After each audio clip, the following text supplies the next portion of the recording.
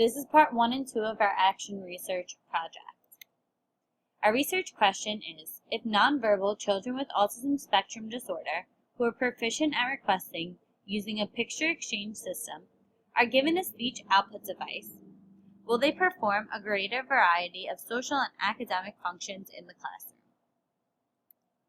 Our first article in our bibliography is Acquisition, Preference, and Follow-up Data on the Use of 3 AAC Options by 4 boys with developmental disabilities or delays. This study provided 4 boys with training in manual sign, picture exchange, and speech-generating devices, and aimed to determine which method was most preferred. All 4 boys were aged 4 to 5 years old. 3 of them had some form of autism spectrum disorder, while the others were presented with global developmental delay. None of the subjects had received any AAC intervention and were noted as communicating through basic gestures. The study was carried out with toy play to keep children engaged and motivated throughout. In each instance of play being interrupted, the children were presented with all 3 communication options and verbally prompted to make a request. The participants tended to prefer the AAC device in the follow-ups that they had the most success with during the trials. Limitations. The study was limited in the number of participants as well as the inclusion of dynamic AAC devices. It may also have been difficult for the subjects to become comfortable enough with all 3 communicative options in order to truly show a preference rather than simple familiarity with the device. Additionally, the study only focused on measuring requesting tendencies and did not include formal data on social communicative behaviors. Research supporting that users can have preferences in AAC is beneficial for educators and parents to consider the user as well as their preference while making decisions regarding communication devices. The second article is Comparative Efficacy of PECS versus Speech-Generating Devices, Effects on Social Communicative Skills and Speech Development. This study included 3 children with autism spectrum disorder, ages 6 to 10 years old. All participants were nonverbal. 1 participant had previous exposure to picture symbols, and the other participant frequently used the sign for eat, drink, and more to request food or drinks.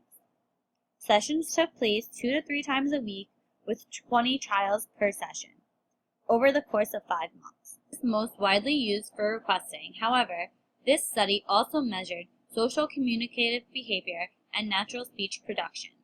PECS was compared with the ProxTalker speech-generating device, and researchers used event recording to collect data. The results of this study were inconclusive and showed no clear distinctions between AAC strategies. This study was able to effectively measure both requests and social communicative behaviors. Only including 3 participants is a major limitation of this study. Additionally, follow-up measures were taken by parent questionnaires as opposed to formal assessments and was only gathered from 2 participants. This study shows promise, and future research in this area should include more participants and additional AAC devices. Our next article is titled Comparing Acquisition and Preference for Manual Signs, Picture Exchange, and Speech-Generating Devices in 9 children with autism spectrum disorder. The study was conducted to assess if there was a preference towards one type of communication method, and if one of these modalities was easier to acquire. The researchers conducted this study on 9 children with autism spectrum disorder who had limited communication skills and were under the age of 13. The speech-generating device used was an iPad equipped with Proloquo to Go and the phrase, "I want more" programs. For the picture exchange system, a card with a graphic symbol for more was used, and for manual sign, the children were taught the sign for more. The results of this study found that 5 of the 9 children met criterion for all 3 AAC modalities. They also found that each of the children who completed the research study, 8 out of the original 9, showed a preference for speech-generating devices. The researchers state that based on the results of the study, that iPad devices may be a promising AAC option despite the higher cost. A limitation of this study is the small sample size.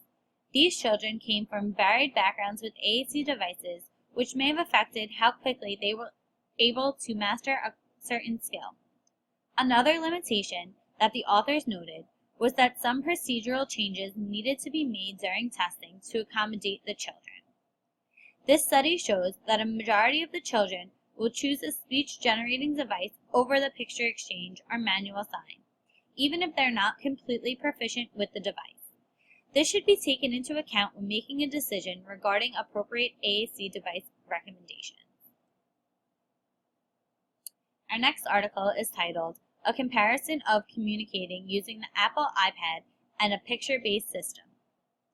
This study aimed to investigate the usefulness of the Apple iPad with speech output versus a non-electrical AAC system, picture cards, for making requests in children with autism spectrum disorder.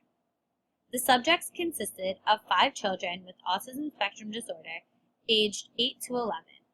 All 5 subjects had IEP goals related to developing language and communication.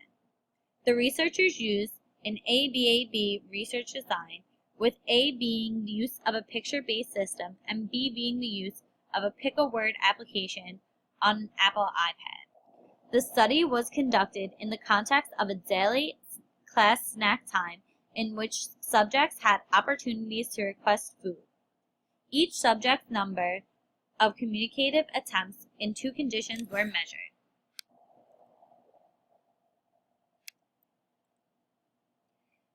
The results reported an increase in communicative attempts in the iPad condition, but failed to find significant data to support this.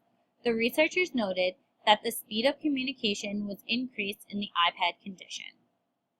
A limitation of this study is that only the number of requests made was measured.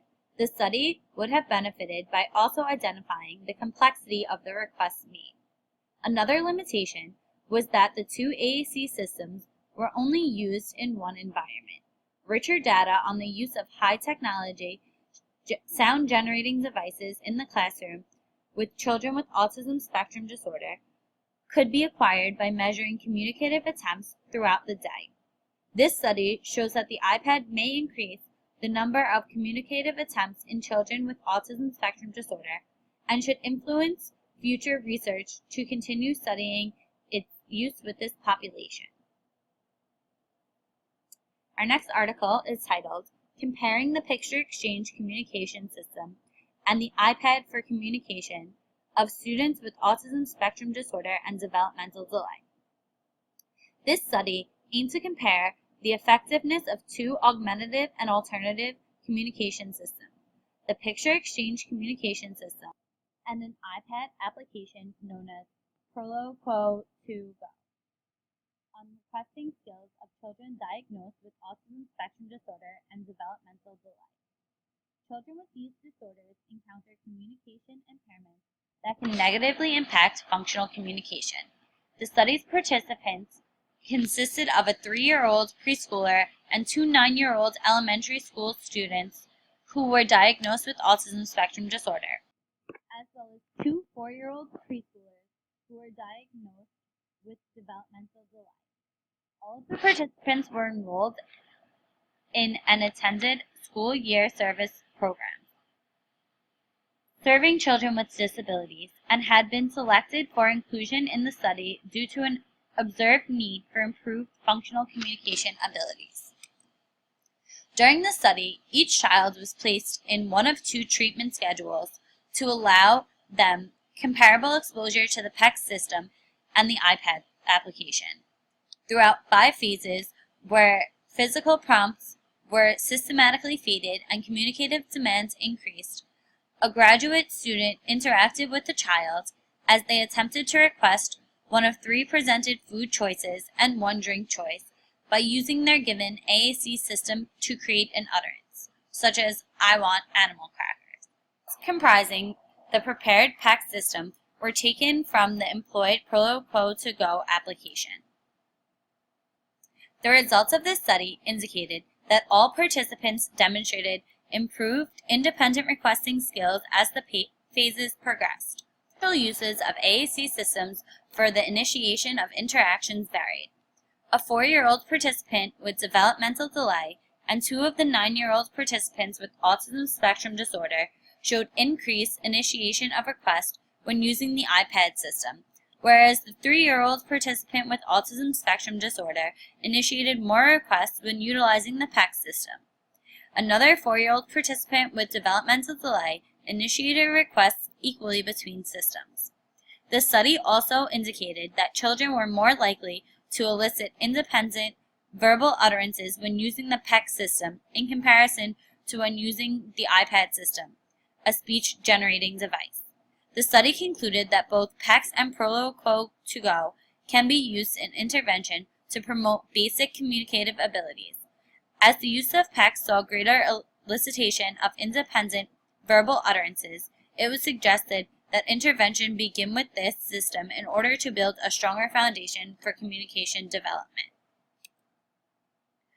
Limitations of this study include its small sample size, which limits its representation of the population. Though all participants showed improved requesting skills utilizing both AAC systems, this study is also limited in that certain participants had been exposed to AAC systems utilized in the study prior to its onset. This may have made these participants feel more at ease with these systems compared to other participants, hindering the internal validity of the study. Strengths of this study include its appropriate use of single-subject research design, intertwined with alternating treatment design, as well as its use of structured prompting system. Overall, this study issues promising results and a framework for future researchers who seek to go further into this research. As always, these researchers should focus on the validity of their study and should consider using a larger sample size.